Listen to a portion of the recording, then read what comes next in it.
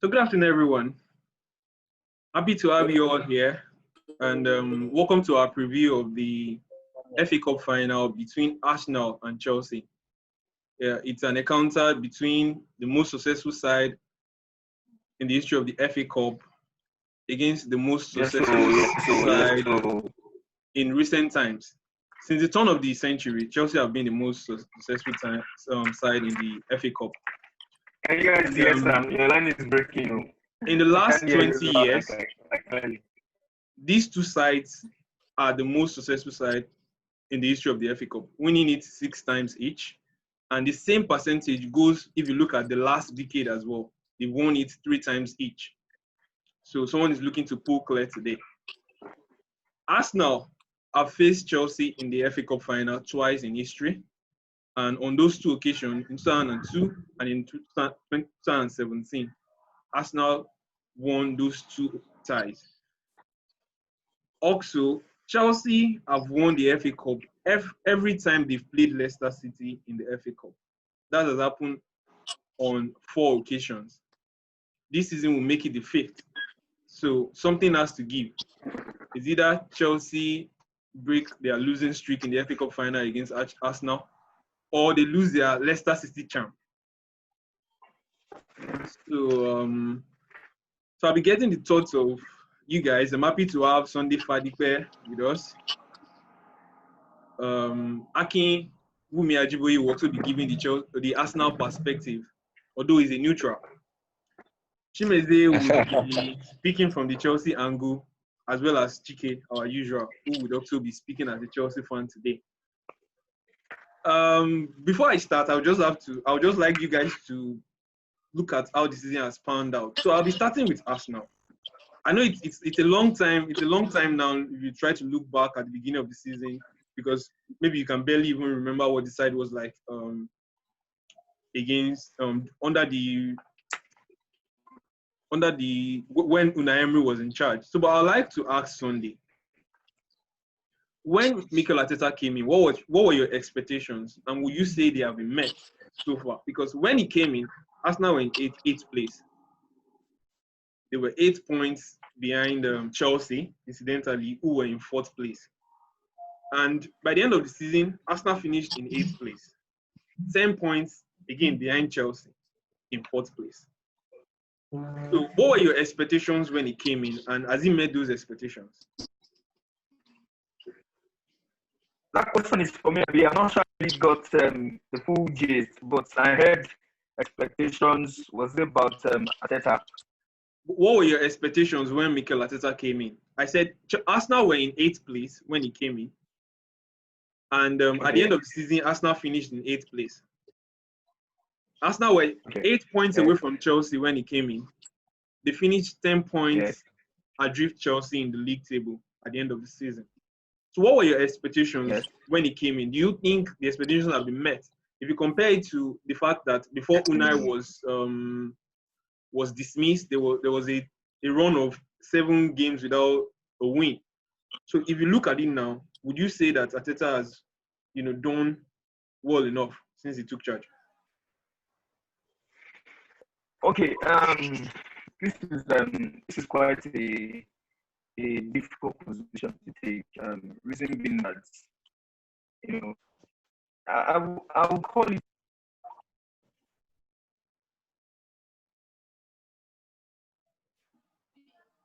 Can you hear me? Really tough to hear you. Really quite tough. It's tough to hear me. It's breaking. So the network is this, for Christ's sake. Can you hear me now? Trying to look for can you hear me? Yeah, it's much better. It's a little bit better now. You said did you say better? Yes. Akin, can you hear me?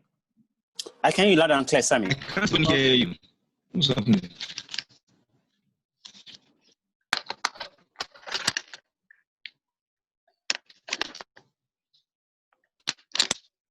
Can you hear me?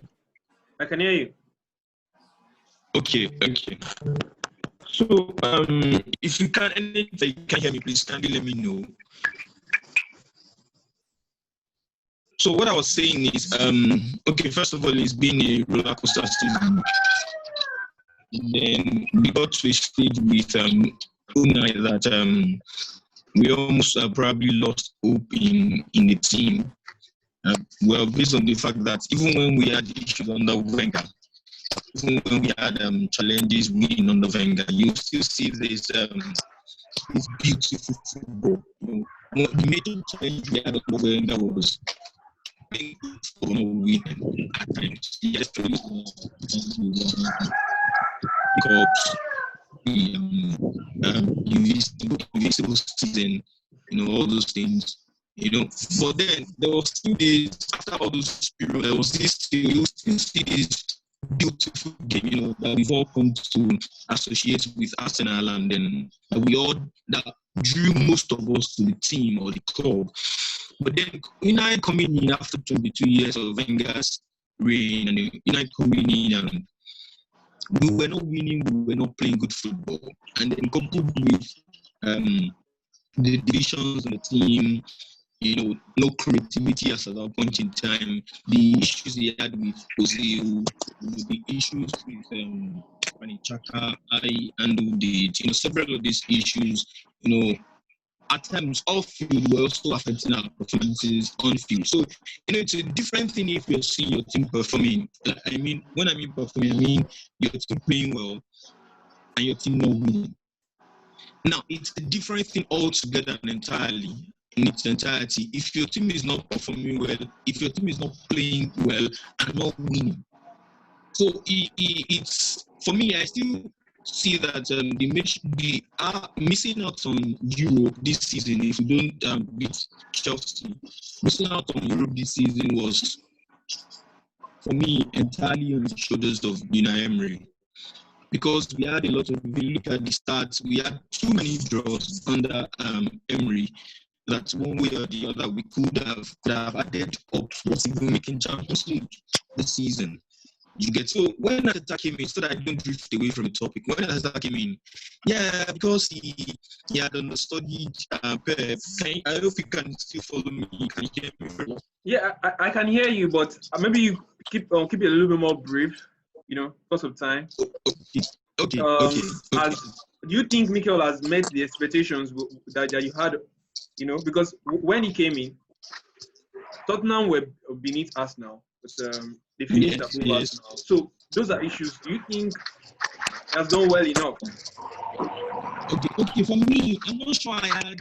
To be fair, considering maybe one or two things, considering the fact that Arteta had never had any managerial experience before coming to Arsenal. Even though most of his players, most of his colleagues, teammates, when he was at Arsenal, always keep referring to the fact that he had these, even when he was not Wenger, he had these, when he was captain, he had these very serious managerial mindset. I'm not sure I had any serious expectation. I think most of what just wanted to do. Okay, so Sunday, I'll take it that you just felt that it was a transitional season and it was just in to guide you through to the end of the season, and then you see what comes next season. Exactly, because for me, he's a very good what is it called, upgrade Emery. That's the truth. So, because we couldn't make, we finished in the position that we never finished in the last many years. Well, that also, but then all these things are attributable to Emery, to be fair. So, I'm not sure I had any serious expectation. What we just wanted was something, a total departure from Emery. Okay. I get that. Let me ask Chimeze. Sunday has said it is after Arteta came in, they agreed that it was going to be a transitional season for Arsenal, and to find their feet again.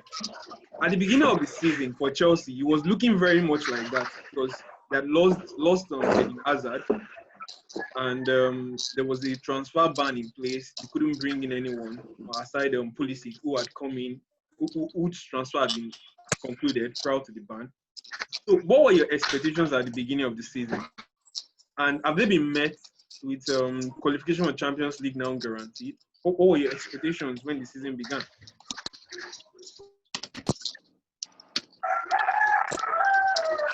Okay, thank you very much, Samuel. Quite frankly, when the season began, I didn't. My hopes were not high, really, because if you look at it, we had a lot of challenges, ranging from the transfer ban, them, and then you are meeting a manager who is still very young, having never coached a top flight team, just coming from the championship time that this club, and then apart from that, you had key players leaving. We lost Eden Hazard, and then we lost David Luiz. So at that time, I just thought that it's going to be a very disastrous season for Chelsea. And I really thought that we won't even be able to qualify for the Champions League. And if we're able to qualify, that would be a miracle. So quite frankly, I would say that Frank Lampard has done really well, considering the fact that he had no new player coming in, and he had to build and use players from the second team to fight and then try to see how far he could go. And then from everything so far, I would say that he has done exceptionally well, qualifying for the Champions League, and now is in the final of the FA Cup. It has been a good season, a very good season.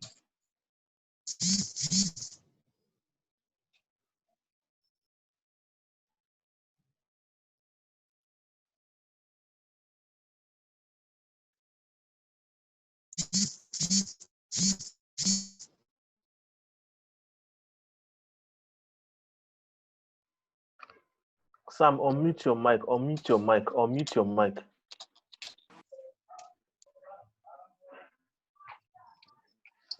Okay, Chimeze just said you lost a player. So he said you lost David Luiz to Arsenal. So I was going to ask you, did you, now with benefit of hindsight, you've been able to, when Frank was making that decision, how did you feel? Did you see that he lost at that point? Or you trusted Frank's decision? I thought that was, even till now, I still think that decision wasn't a very good decision, because when you know no player is coming in, you can't afford to lose your experienced players, right? So at that time, we were banned from signing players, and then you have someone like David Luiz leaving. You know, so for me, it wasn't a very good decision at that time. Even till now, I still think that David Luiz should have stayed. So for me, it's that decision. I don't agree with the decision to let him go. You still don't agree with it, you know? I still don't agree with it, you know. Oh, okay. That means Sunday was very happy about the decision for the loss. Sunday, how do you react to having David Luiz in your team? Well, to be fair, David Luiz has been a very defensive player since he came to Arsenal. Because, to be fair, it has cost us some points. You know, the penalties he gave away, the mistakes, it has cost us some points. And also, to be fair on him, he has actually also, in the matches he has really performed, he has been a very good upgrade on the players we've had, based on his tenacity, his passion, his control of the centre backs. If when he plays in the middle of the three centre backs, so I don't know. It's a quite difficult side to swing to, or too difficult side to swing to. But then if I want to go inside, I'll say, I'm happy with the decision that Frank Lampard took to allow David Luiz to join Arsenal. Yes, if I want to pick a side, or if I have to pick a side. I'm really surprised, you know. I didn't think that. I think Chike has a different opinion, so let me ask him. Chike, what was your take on Frank's decision? And with the benefit of hindsight, what is your take right now on it? Oh, it was a bold call, no doubt. A new manager coming in, and you know you can sign players, and you have one of your trusted lieutenants, and the next thing you have to let him go. But at the same time, as a coach, you want to stamp your authority on the team. You want everyone on board. You don't want bad eggs in the team, if I'm permitted to use that word. So it was a very bold call, and with benefit of hindsight, I would say probably the correct call. The only regret is maybe some of our younger defenders could have done with his leadership experience, his experience and leadership skills. You know, he could have had that. But David Luiz wanted to play. Frank Lampard wasn't going to guarantee him that. The only reasonable thing was to let him go. You don't want someone having a bad influence on the team, especially for someone that's experienced and for a manager who is relatively a novice at this level. So yeah, a bold call. Lampard has made a few bold calls this season, but that was probably the first one he made, and a very correct one. I don't think I have any regret. I don't think David Luiz will have been a substantial upgrade on or done significantly better than what most of our Chelsea defenders have done. And with what we've seen at Arsenal, I don't think, imagine Chelsea conceding 5 penalties just from David Luiz this season. Probably we won't be talking about Champions League football now. So yeah, bold call, but a correct one. Okay, talking about Chelsea conceding 5 penalties, Chelsea have had No, not Chelsea, Arsenal actually. Yeah, you said imagine From Chelsea David Luiz. conceding. You From said just David imagine Luiz. Chelsea conceding 5. So Yeah. I wanted to talk about how you've been conceding recently as well, and talk about Kepa. But before I move on to that, I'll want to ask Aki. I think David Luiz has been a little bit more stable since the switch to a 3 at the back. Akin, how do you see this switch in the system, and do you think it suits David Luiz's game a little bit more than playing him in the back four? Yes, I totally agree with the change in tactics in reverting to a back three rather than the back four, because it means that David Luiz has just a single partner. So in that light, he doesn't have sufficient cover. We know that he has lapses, loses concentration at times, he lacks awareness at times. So the best way to actually cover for Luiz's mistake is to have a right centre back and left centre back play along David Luiz, and that was what Antonio Conte did effectively with David Luiz while he was managing Chelsea by playing Cahill and Azpilicueta beside him, and that was a fantastic defense. And we saw how deficient he was even last season when he was paired alone in coach with Rudiger. So and at times this season he has actually fluffed a number of times when Chelsea played when Arsenal played a back four. So to a certain extent, it's flat when he went to the back four. He loses concentration. When he progresses forward with the ball, he forgets that he's a major defender. So I think he's suited for a back three. He has razor passes, like he can pass well. He's a ball playing center defender. So I think a back three actually suits him, and I think Arteta reverting to that formation is actually in the best interest of David Luiz, really, and we can see that that clearly in his performance against Man City, where he was top notch, on top of his game, arguably the man of the match in that match.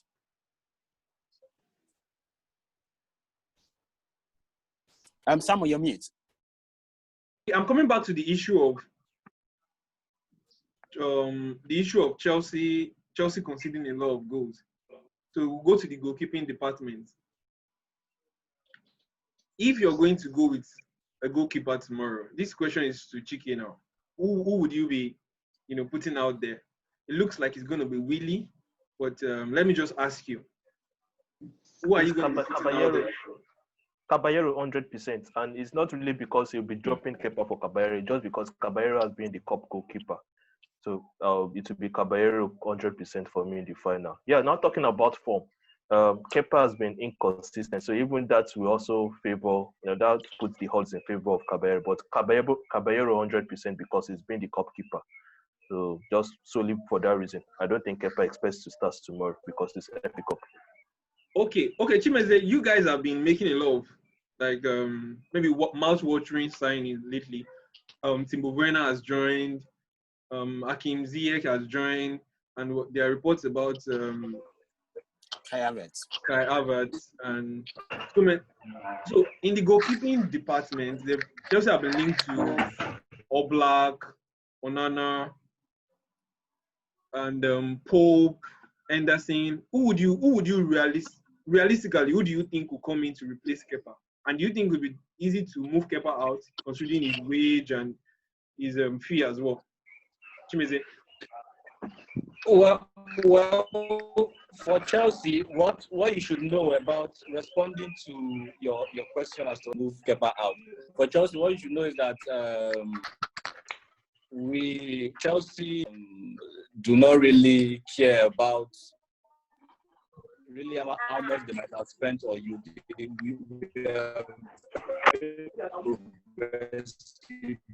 and then we want people to show you the way out. So for Kepa, I don't think he should exceed beyond this season in Chelsea. And I'm very hopeful that Oblak will come in.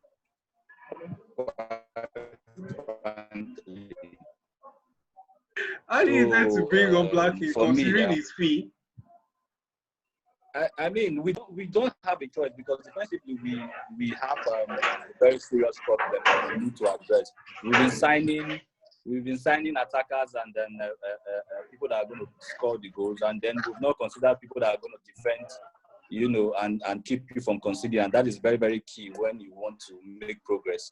So most definitely, I believe they are going to dole out whatever amount that needs to be spent to bring him to Chelsea, and I'm very positive. I'm almost certain that Kepa will be showed the way out. Okay, so why Chelsea have an issue with goalkeeping? They are struggling to even decide who's gonna play. Arteta would have an headache in trying to, because Leno is back in training, but Martinelli has been fantastic. I think earlier we had to put on Martinez, has been fantastic. In fact, his numbers when you compare the stats, the goals considered per minute have been fantastic. So, Sonfad, what do you think? Who should be in goal tomorrow? Should Martinez continue in goal or should Leno come in? I think it's a very easy decision. Even at the time, it's Martinez. I want to make reference to what he said earlier concerning Willy Caballero, concerning the fact that Caballero always been the goalkeeper. Same thing with Martinez. He has always been the goalkeeper for us now. Sunday, I can barely hear you. Also looking at his okay. Can you hear me now? A little better. Can you hear me now? Okay. So I was saying, I made a reference to Chiki's on earlier concerning Caballero and Kepa. That apart from form, Caballero has been the goalkeeper. Similar thing applies to Martinez has been the goalkeeper before with Leno feet and playing. So based on that number, Martinez will be goalkeeper. Also based on form, Leno just coming back. Martinez has been outstanding since Leno's injury in that Man City game or in that Brighton game. So he just even said that even though Leno is back, Martinez is still back fine. So I think it's a very easy decision for us. Oh, okay. Thank you, Sunday. Okay, so earlier, Chimeze was talking about the fact that Chelsea haven't been spending, to provide cover for the defense. So, Chike, Man City, they're making a move to sign Nathan Ake. And Chelsea have a first refusal option. You have an opportunity to match their bid for him from Bournemouth. So, and I think for $41 million, or is it pounds, that looks like a good fee considering how the market has been. So if you were Frank, would you be, selling, those in the arms of Buffett to go for Nathan Ake, considering his Chelsea background as well, to come in? Will it be an improvement on what you currently have? Well, if you look at the age is 25, so he's probably just entering his peak years. He knows the Premier League terrain quite well. He's quite an experienced defender in the Premier League. I think he's developed a lot since he left Chelsea. He's been one of the more consistent players at Bournemouth. He's of good age. He knows the Premier League. But will he be a significant upgrade on what Chelsea has got? And that's what Frank Lampard and Chelsea should be looking at. Someone who will be an upgrade on what you have, not someone who's just coming to probably fill in the numbers, So if I were Frank Lampard, I won't be pursuing Nathan Ake because I'm looking for someone who will bring significant quality to the team. Like, someone who is better than what I have at the moment. I don't think Nathan Ake is significantly better than a Rudiger. I would say him in the same mode of a Christensen or probably a Zuma. So if I'm bringing in someone of that kind of quality, and I'm hoping to challenge the likes of Manchester City and Liverpool for the league title next season, and I'm still miles away from doing that. So I won't pursue Nathan Ake if I were Frank Lampard because I don't think he's got good years ahead of him. He can still be better, and he's homegrown contingent, and he's also 25. And yeah, he has attributes that probably make you reason why you should go for him. But is he a significant upgrade on what you have? I don't think so. So I wouldn't pursue him if I were Frank Lampard. Okay, and yeah, even him going to Man City, I don't think he's going there to be breaking to the first 11. Exactly. I will assume that he's going there to probably be as a backup player to Laporte in the event Man City suffers a recurrence of Laporte's injury next season. Someone who can easily slot in into the left hand side of the defense. So I don't think he's going there open to breaking because I don't know how Pep is going to play two left-handed defenders from pair them together. So you can just understand Man City that is significantly ahead of Chelsea, bringing in someone to just be to add to the squad, not someone who is breaking it now. Chelsea is trying to narrow the gap. Chelsea has to go for someone way better than that. Yeah, I don't think it's going to be a significant improvement on what we've got. Okay, so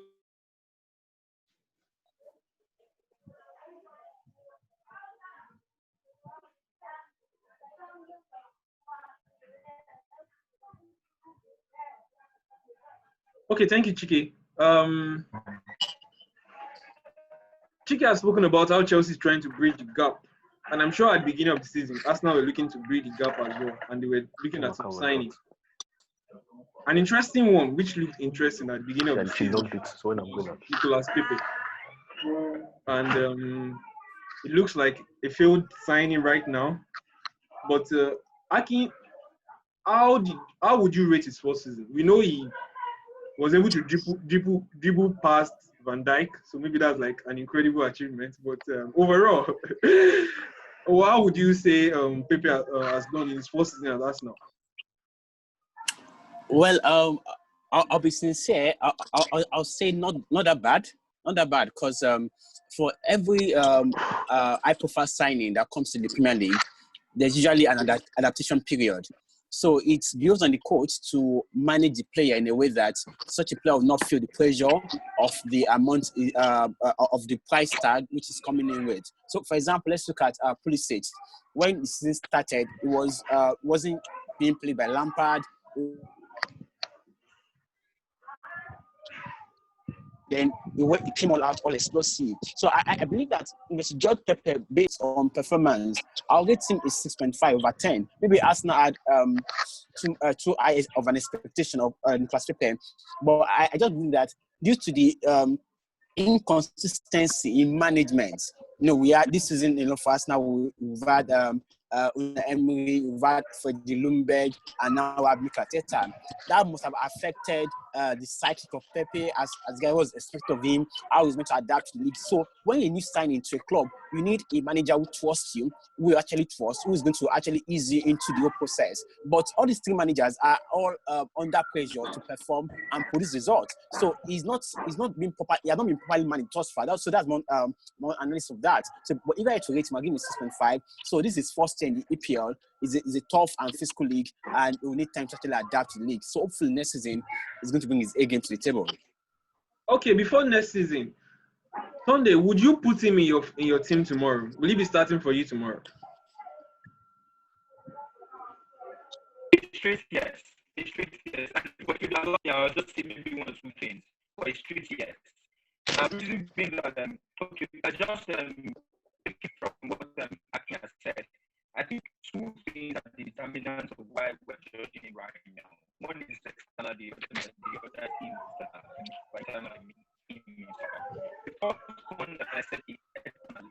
But judging him actually based on his pride, I think that's one major thing we all need to look at.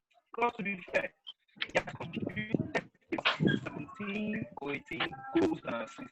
I mean, combined, this season, he has contributed about 16, 17 or 18 or thereabouts. Goals and assist contribution. So, I don't know what else to hear you. It's breaking, really. Can't really hear you, Sunday. I can't really hear you. Okay. Can you hear me now? Still breaking, but maybe a little bit better.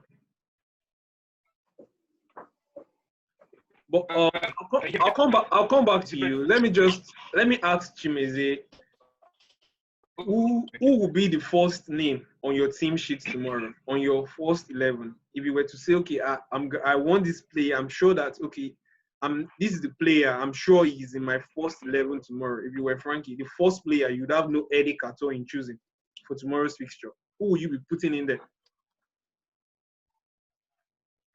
I know it's easier for us now because Oba is, so let me just ask you.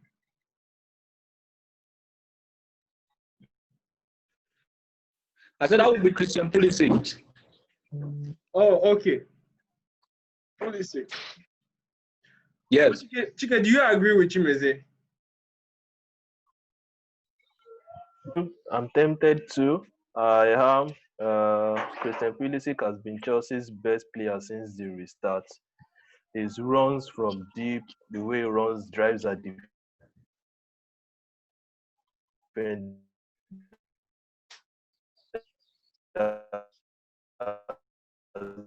Reminds you of another Chelsea legend, Eden Hazard. Yeah, he's down on my starting 11. First man on team sheet for me. Yeah, Christian Pulisic, nightmares tomorrow.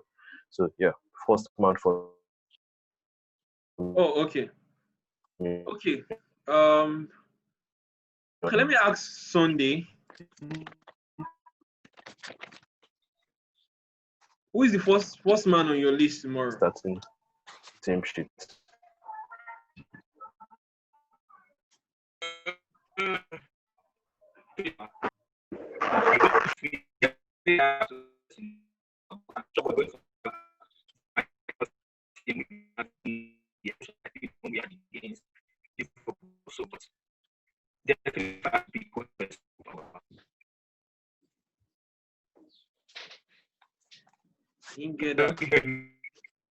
I didn't hear you.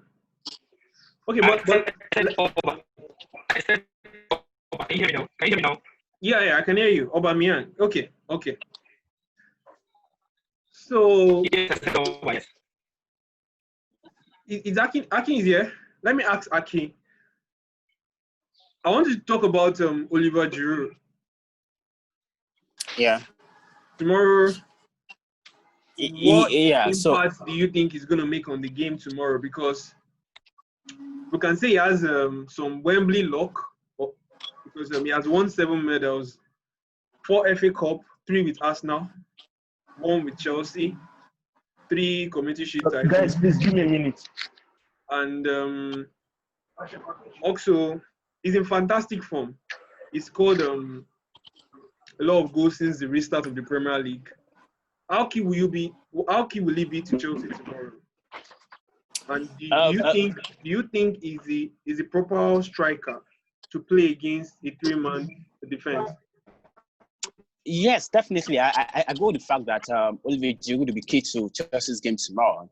Because when you look at Chelsea's gameplay right now, it involves a target man who tries to bring in the 2 wingers into the picture. So people like Mason Mount and Christian Pulisic play very close to Olivier Giroud. So when he gets the first ball, Mount and Pulisic go after the second ball. So it's very quite pivotal to their gameplay tomorrow.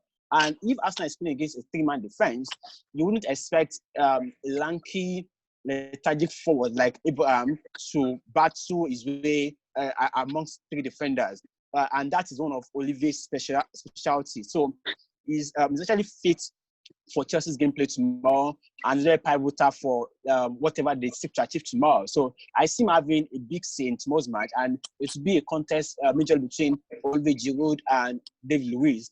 And hopefully, David Luiz will be able to cut some slack and not falter or commit some fouls or errors that will lead to Olivier having a superb day tomorrow. So it's quite pivotal tomorrow, and it's going to affect the eventual result tomorrow. So that's my take, anyways. Oh, okay, thank you, Aki. So, if I may digress from tomorrow's match a little, I was going to ask Chimeze that, okay, Giroud has been in incredible form. But next season, you have Hakim Ziyech, you have Timo Werner coming in. What role do you see? Do you see any role? Do you see a major role for Giroud in your team next season? And if you have a preferred starting line, front line, what will it look like? Because except if you want to play Werner and Giroud in the same team, then you have to shift Werner out wide, and that will be Christian Pulisic's favorite player. So, what would your favorite lineup, attacking lineup for next season look like, considering the signings you made so far?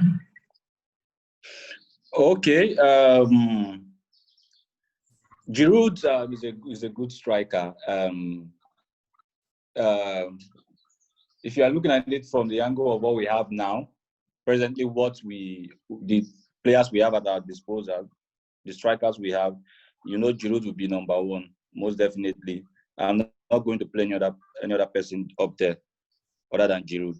But when you have Werner coming in and then there is Giroud, Giroud will have to sit down a bit for Werner. So I will have Christian Pulisic, Werner. And I don't know what decision Willian will take, whether he's going to stay or he's leaving. He has asked for 3 years extension, and I think Chelsea is willing to give him 2. So whatever decision he takes, if he stays, I will have Werner, Pulisic, and Willian up front. Okay, that's interesting. So let me ask Chike. Chike, are you there? Earlier, when Akin was discussing Giroud and Mason Mount and Pulisic, how he will bring them into the game, drop back. Where is the place of Willian in this? So what would be your preferred front three for tomorrow? Would you love to see Mason Mount and Pulisic with Giroud? Or do you think Willian should be playing? If you are against Wolves, it was reported that he had a minor knock, which ruled him out of the match. So, but he's been training this week. Do you think, will you put him in your starting lineup for tomorrow? Yeah, I'll put Willian in my starting lineup because his experience is just immense. His work rate is impressive. He can score goals, he can assist. He's a hard worker. He's a leader, not necessarily by words of mouth, but through his action. Just when this person just gives his all. So I'll have Willian in my team sheet, provided he's fully fit, is recovered fully from the knock. And of course, these reports have been happening that tomorrow's opponent, Arsenal, could be his new club if his head hasn't been turned on by that, which I hopefully believe is not the case. He will start for me. He's been one of Chelsea's more impressive performers this season. But that will be hard for Mason Mount. And that's Mason Mount missing out only because of maybe his abilities, be more to the tactical, the lineup, the tactics Lampard intends to use tomorrow, which is a 3-man, most likely 3-man defense, which means a 2-man midfield. And I don't think Mason Mount at the moment is tactically aware of what's required to play or what it means to play in the central midfield. So he's going to unfortunately miss out if I were Lampard. But if Willian isn't fit, if his head has been turned on by a potential switch to Arsenal, then Mason Mount is also as good a worker or with the ball as he is off the ball. He's diligent, he makes impressive runs. He almost reminds you of Chelsea's current boss, Frank Lampard, by the way he makes this runs into the box. So I will have him in the starting level. But Willian news on tomorrow. Okay, thank you, GK. So I'll go back to Sunday, and I'm interested in how Arsenal will cope with the pressure of tomorrow's final. For Chelsea, they've secured the Champions League place, so they are only looking for I say they're looking for icing on the cake, an additional title. A title, just in addition to securing Champions League football. But Arsenal don't even have European football, so the hope of playing European football is hinged on securing a favorable result tomorrow. So it takes us back to the Europa League final in 2019 when Arsenal had to deal with a similar kind of pressure because Chelsea had secured Champions League football and Arsenal were hoping to win the Europa League to secure Champions League football as well. But they cracked under the pressure and Chelsea won the Europa League. How do you think they will cope tomorrow? How do you think Arsenal will cope with this pressure? Over to you, Sunday. Okay. Okay. Can you hear me? I can hear you. I can hear you. Okay. Better. Beautiful. So when we were to play Aston Villa, one of my thoughts was we needed to prevent the similar situation in Baku last year. Just like you said, But I can't hear you, and it's dark. I can't even see your face.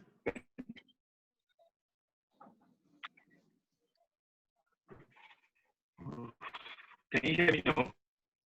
Yeah, a little better.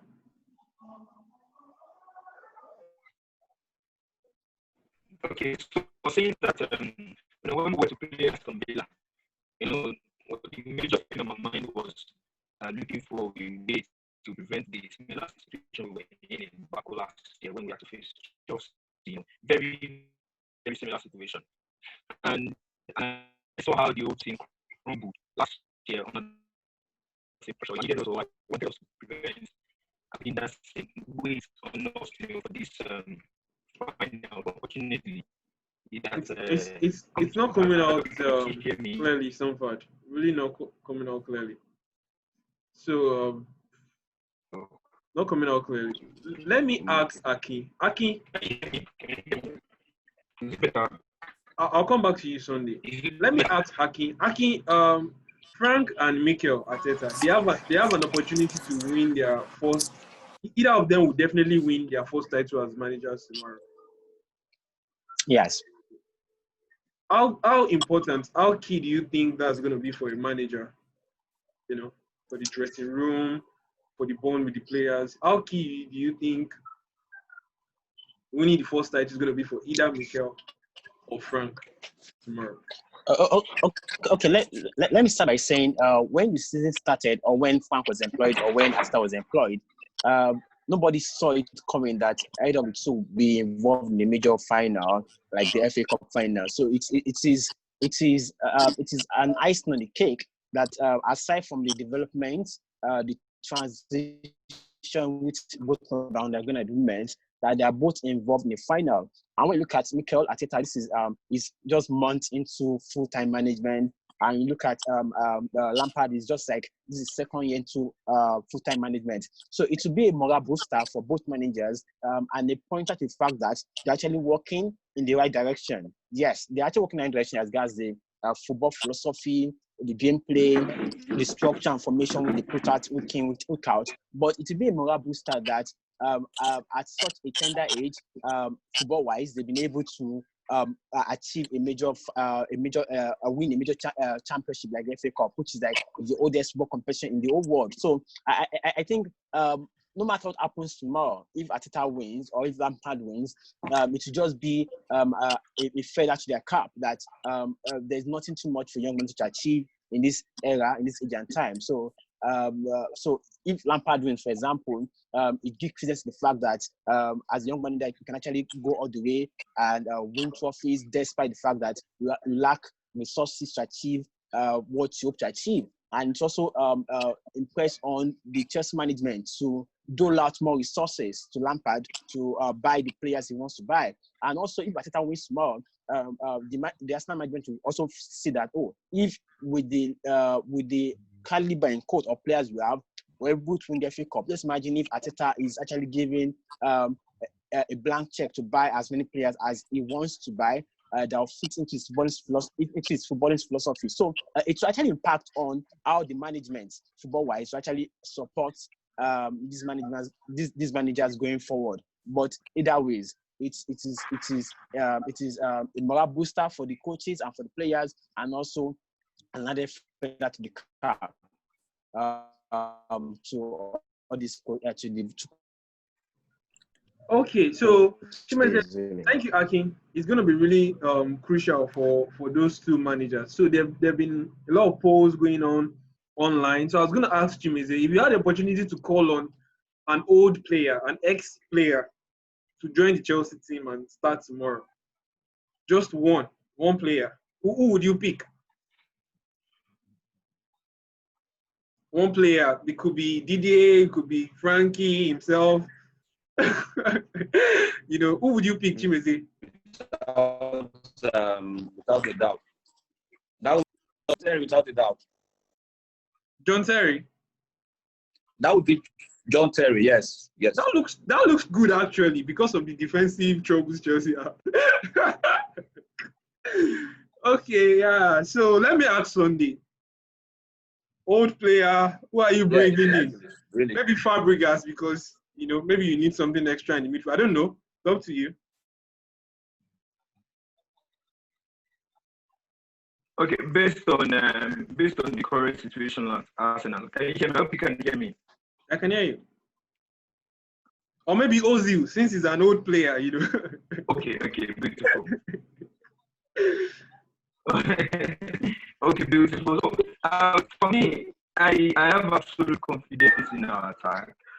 Midfield, well, maybe we could have one creative player, but then the major thing for me would be the centre back. So I'll just bring in Mr. Arsenal himself, Tony Adams, for me.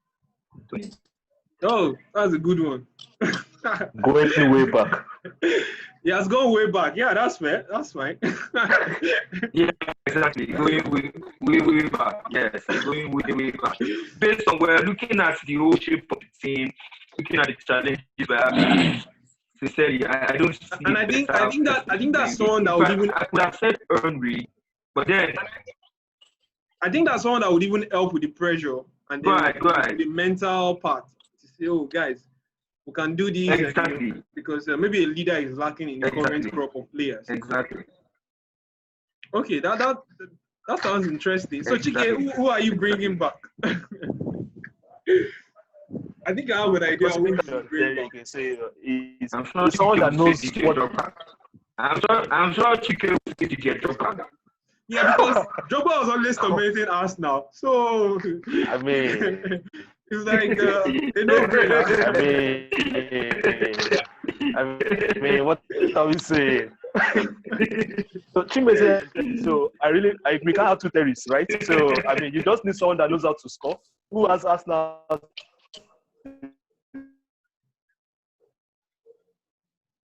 His favorite opponent, and who else is that? I mean, that would be Didier Drogba. That's to score. He knows how to deliver and deliver for you. You know that man is Drogba, so he's Drogba. Yeah, Didier Drogba anytime, any day. Yeah. Okay, Aki, I know you're not an Arsenal fan, but if you had an opportunity of, if you were Mikel Arteta and you could call on somebody in his prime and a former Arsenal player, who would you bring in for them right now? Will you go with Sunday? Really, so really now I'm actually conflicted because I know that one, Arsenal needs a leader in that sense. They need a person to galvanize and motivate them. I don't think they have a leader yet. Do have men captain? I think they have that naturally, yes. And also Arsenal right now are out of position on the wings, and Pepe is not yet coming to life on the wing, so they don't have a quality winger. And centre back, like Somfad said, the person like Adams will be very stuff for them. So like I'm right now thinking, okay, who would I bring in? But I'm like, okay, for the fear factor, to make it a classic final, I'll bring in Thierry Henry, just make it a classic final. Because if he comes into the picture, as Chelsea will be on the back foot because they have to defend against a prime Thierry Henry, and that's like literally impossible. So like let them be on the back foot also. Like Chelsea would have to focus on defending against a top side like the Thierry Henry, because they have double up front also. So let's also put them under pressure, because if Abnon's on the wing, you need a striker up front like Thierry Henry, and Henry can also move to the wing at times. Is that good? So like, and he's a leader, a natural leader also. So to me, based on all the factors I put up together, I'll go with Thierry Henry. Okay, you talked about Oba playing from the wing, and I know Sunday has something about Oba playing from the wing. Where would you play Oba? Where would you like to play him? Are you comfortable with him playing outright, or you would ordinarily love to play him from as your top man, looking at his scoring record?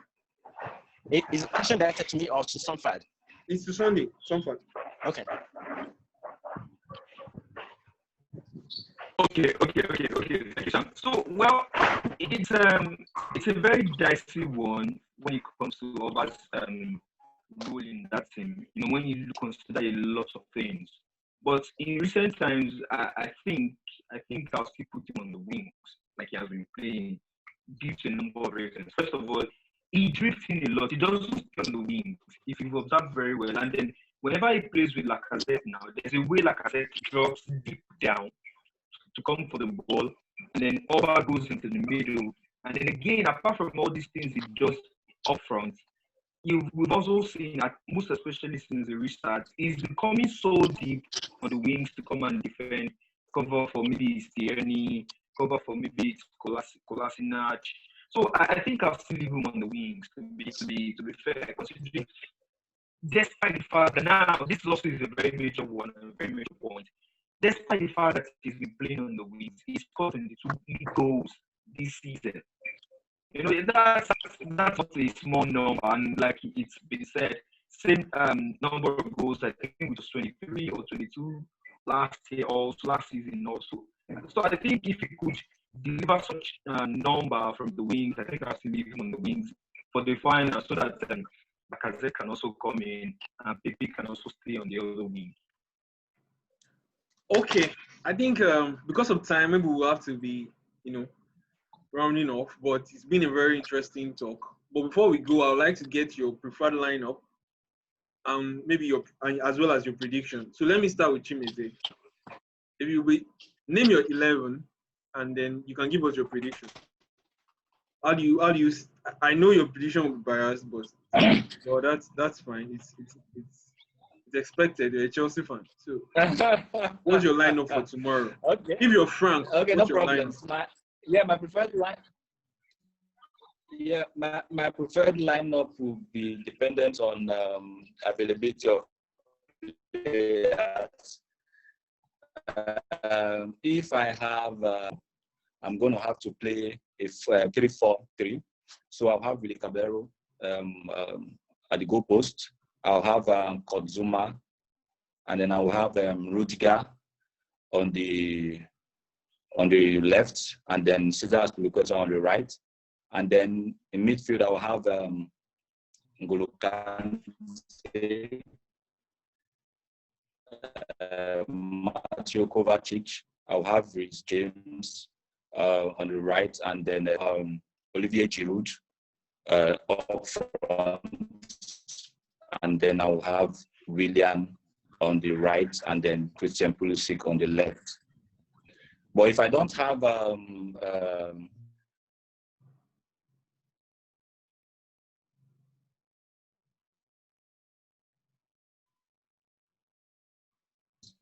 so I'll have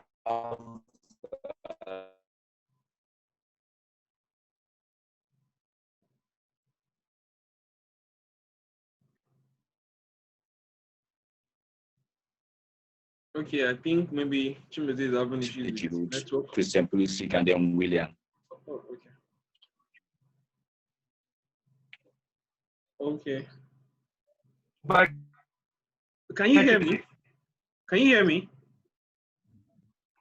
Yes, I can hear you clearly. Yes, I can hear you, Sam. I can hear you, Sam. Okay. So let me. What was your prediction, Chimeze? What's your prediction for tomorrow's encounter? It's going to be a very difficult one. Just be based on my own loyalty as a Chelsea fan. I would like for us to collective head-to-head and then current form as well. You know, when you look at everything from looking at the last 2 decades, Chelsea has played about 17 finals and they've won 13 out of the 17. Arsenal has played 13 and they've won 6. I realize that Arsenal is more likely to lose a competitive cup final than Chelsea. And then, but if you look at it from head to head in terms of competitive cup finals, Chelsea in the last one was at the Europa. We also won in 2007 League Cup final against Arsenal. But interestingly, Arsenal has won 2 also against Chelsea, and those 2 were FA Cup finals. So if you look at it from this angle, you will see that Arsenal is likely to win Chelsea in an FA Cup final. Chelsea has never won an FA Cup final against Arsenal. So, but if you look at current form, Chelsea is 4th in the league, Arsenal is 8th. Chelsea currently is doing better than, or has done better than Arsenal this season.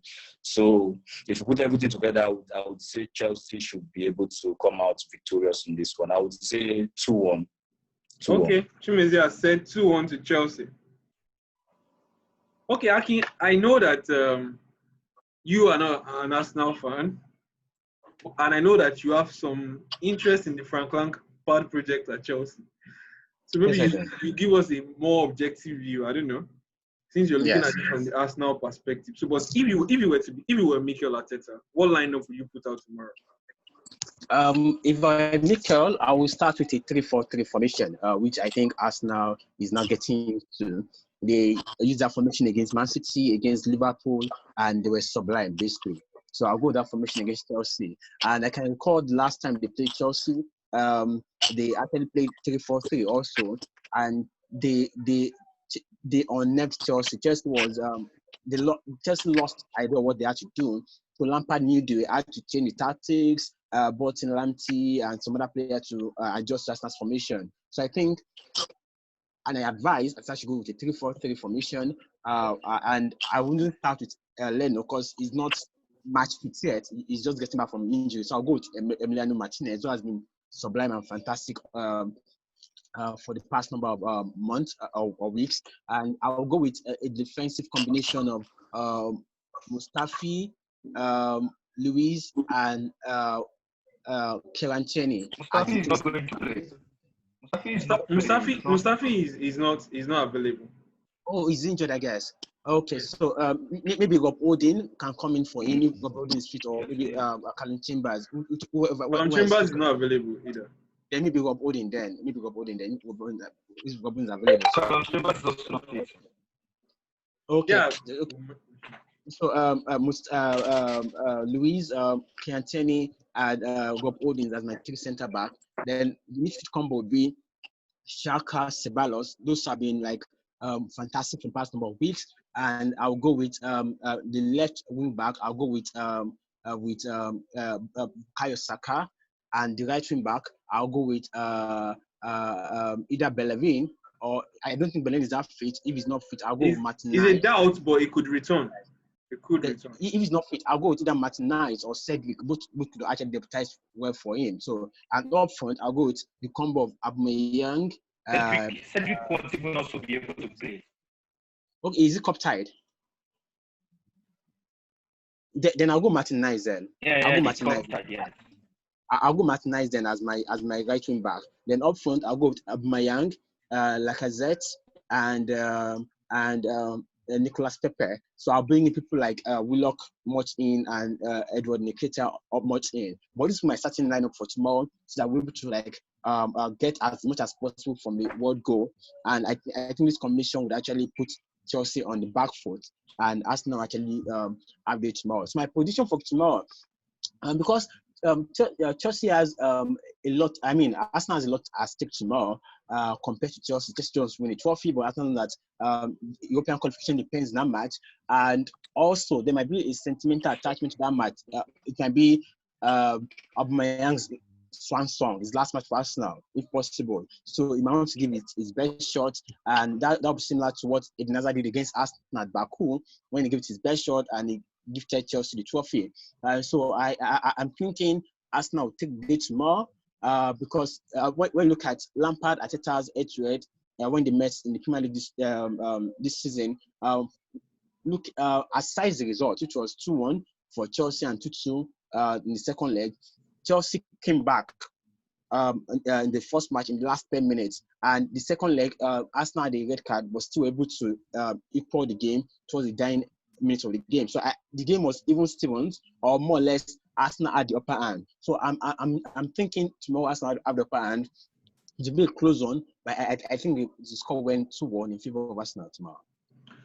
Okay, so I'll ask Somfad some questions because Markin has said a lot. You mentioned how Arsenal have been able to have a consistent, midfield. The duo in the midfield being Ceballos and Xhaka. So I'm going to ask you about Ceballos. If you had the opportunity to make decision about buying him, giving him a permanent deal, what decision will you make? That's my first question.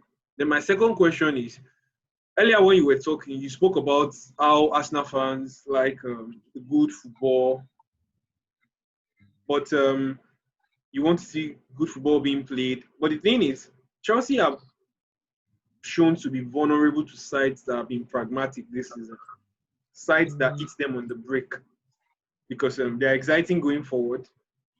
They have the link-up play is really good, but they've suffered when against counter-attacking sides. And that counter-attacking was what Arsenal did against Liverpool and against Manchester City, which gave them those results. So what approach would you like to see them take tomorrow?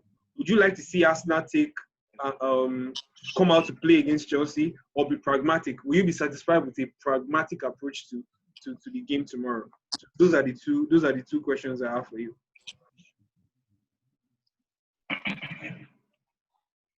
Okay, so let me start from the last one so I don't forget. It's well, I think I've used this word a lot. It's dicey. So I think it will be dicey considering the fact that Arsenal can be very, very vulnerable. I don't think we have that team yet that can fully match up with the other big boys in the league so far. So I think based on what happened against Manchester City, what happened against Liverpool, I don't think it would be a bad idea if Arteta deploys the same tactic, sit back. And a similar thing, that was the similar tactic of the best tactic we could use against City, and then we were able to demolish them and beat them 2-0. So I think it won't be bad if he uses the same tactic, in as much as a fan, I still want us to enjoy the game, play the game, take the game to them. But I don't think we have that capable team to use that sort of strategy, match them man to man, considering also our vulnerability in defense. And then, most importantly, considering also the fact that we lack creativity, apart from the ball playing role of Luis, apart from the long passes of Xhaka, apart from also the tenacity of Ceballos, I don't think we have that creativity. That's, for me, one of the major issues I think this team has had in them. Yeah, I actually agree with you because I agree with you because the games that Arsenal have struggled lately are even the games where sides have taken a pragmatic approach against Arsenal, and Arsenal have to unlock them. If you look at the Tottenham Hotspur match, because that's classic Jose Mourinho. If you look at their results against Aston Villa, because Aston Villa feel, oh, you are the bigger side. So who will be? So Arsenal are lacking in being able to create. So maybe if they can take advantage of Chelsea leaving space behind, and then playing when you counter attack, because Chelsea have actually shown that vulnerability. They lost to Sheffield, who are a very pragmatic side as well. So it will be interesting to see how these contrasting style of football. But I'm sure Frank is going to still continue to try to play. So let's see how Arsenal will take advantage of that. So what's your take on Ceballos? Would you go for a permanent deal for him? So the second question. Well, Ceballos has also been one of the few good stories of this campaign so far. At some point in time before the lockdown, I'm not sure there was any Arsenal fan, but if there was, I'm not sure there were many Arsenal fans that wanted Arteta to retain Ceballos. Sincerely, because I remember it was his first or second game against Burnley. We all thought the return of Santi Cazorla. That was what we all thought. We thought we have our new Cazorla, but then he lost form. He wasn't playing. Whenever he played, he wasn't playing well. But since the restart, he has been phenomenal. That's the truth. He has been phenomenal. So for me, rather than a permanent deal, what I would want if I were Arteta, what I would want to get from him, looking at Madrid in the picture, would have been an extension of the loan for another season, but then an option to buy. For me, I think that would be my plan. An extension of the loan for another season. Now let's see how he plays for another season. Let's see if he can be consistent. What he has done from the restart till now. Let's see if he can be consistent with that for another season. And then, rather than being mandated to buy it, I will look for an option to buy at the end of next season. So for me, that would be the plan I'll be looking to get from Ceballos. Okay, that might look good considering the financial implication that the fallout of the pandemic has even had on clubs. So I guess everybody will be trying to structure it in a way that they can be sure they're getting the best deal out of it. So let me ask you, what's your prediction for tomorrow? Exactly. What's your prediction? Okay, it's Arsenal can be very unpredictable when it comes to. We know already. Finals. We all remember what happened in 2017 when we had. I think I'll just look at the repeat of the 2017 finals. I'll say 2-1. Arsenal 2-1. People of Arsenal. That's 2-1. Yes. You and Chimeze are so. Okay, Chimeze said Chelsea will win 2-1, right? Yes. Akin, what did you say? I did just now. 2-1 tomorrow. 2-1 tomorrow. Akin also said 2-1. Akin said 2-1 Arsenal. That's interesting, So I should go. So what's your own prediction? Mine? What's your own prediction? Well, let me ask Chike first before I get mine. Yes. Let me ask Chike. So Chike, before I ask you about your prediction, Where's Chike? He's here. Chike, can you turn on your video? Okay. I can see you.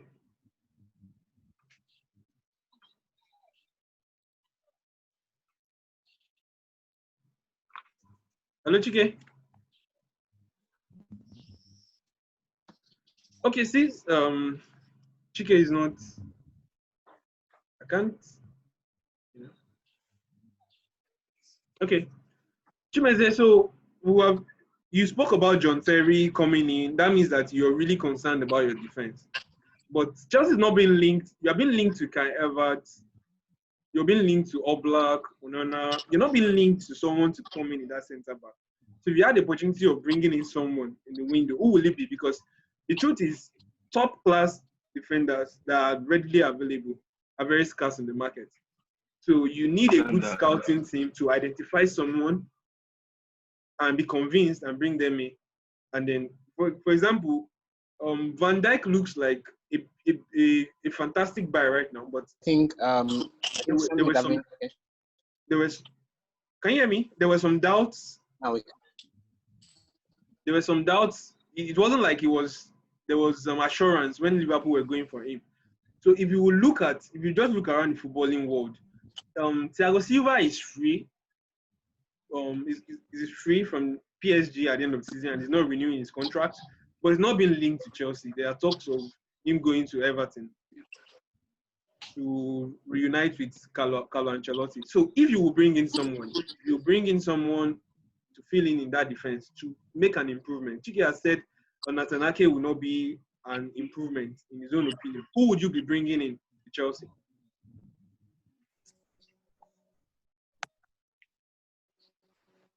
Okay, is the question for me? Yes. Okay. It worries me actually that we are not even having any plans of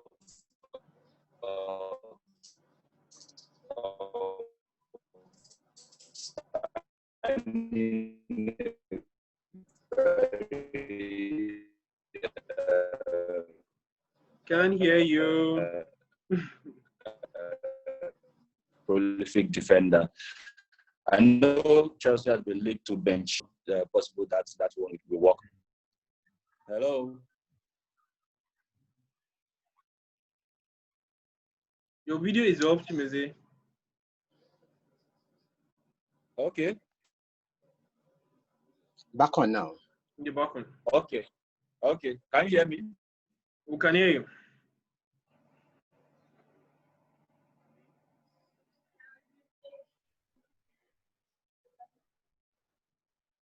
Okay. So,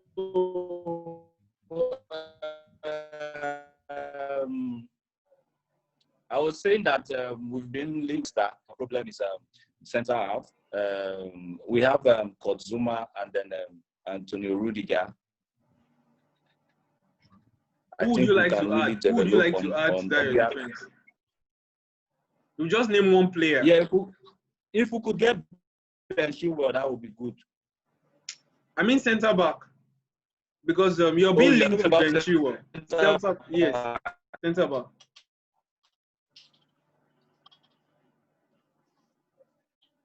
Yeah.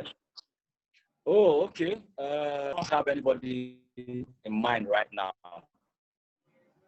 Just John Terry. John Terry is the only one you have in mind.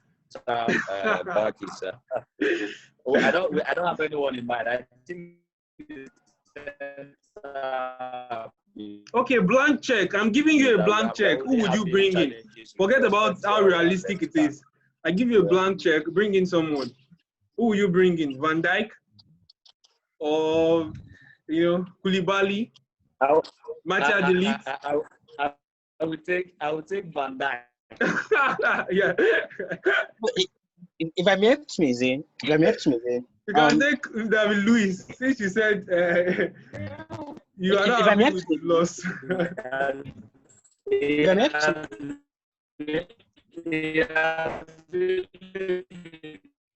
Aki wants to help you. Maybe we should hear him out.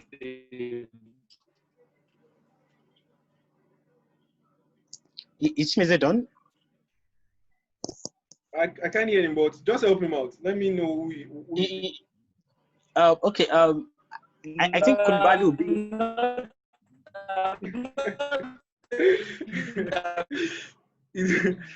He's singing all over again. Okay, Aki has gone for Koulibaly. So let me ask Sunday. Sunday, I'm not really David Luiz. Koulibaly or Jose Jimenez? Oh, okay. Let me ask Somfat. If you're going to make an addition to your team, like you have a blank check, and it's like Football Manager, and you can just pick someone, or you can just buy someone and add to your team, just a single player. We talk about player from the past. Now we're talking about if you had your wish, and you could add a single player to the Arsenal team. Please don't call Messi. So leave Messi out. Which player will you add to your team?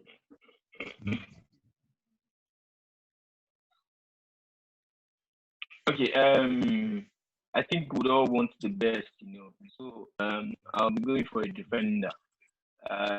Now, unrealistically, I'll say maybe Virgil van Dijk. But realistically, maybe I'll go for Upamecano. My only challenge with Upamecano might just be that next season, William Saliba is also going to play next season. So Combining two young defenders might be an issue. So Upamecano and Saliba might be an issue. But now not considering all those parts, unrealistically, because I'm sure we're not going to buy him. There's no way we can buy him. I'll say Virgil van Dijk. But realistically, I'll say Upamecano. Are you sure he is even realistic? Because he has Champions League football secured. So do you think he will leave it to come to your club? It's possible. Yeah, it's possible. It's possible. Same way we're looking at Thomas Partey. And if Thomas Partey is also has Champions League football with Atletico, but he still wants to come. So it's possible. Yeah, it is actually, because Paul Pogba had Champions League football and came to Manchester United in his first season to play in the Europa League. So it's about believing in the project. Yes, exactly. Yeah. So okay, so we couldn't get Chike's prediction. So I'll be giving mine. I think there will be goals from both sides. So because both sides are vulnerable in defense. So I'll go for 2-1 to Chelsea. So we're all tied that week. Then we'll see who comes. So at the end of tomorrow, maybe Chike will have been the tiebreaker or the casting vote. I'm sure Chike would have gone for Chelsea. Mine would have been, because Chike would have voted in favor of Chelsea. Mine would have been the casting vote. I was waiting to act as the chairman since I'm the host. But Chike has denied me that. So it was really good to have you guys. Thank you so much for joining us. So are you speaking on behalf of Chike, or you are speaking on behalf of yourself? So we know what it is. I'm sure he's speaking for himself. I speak for myself.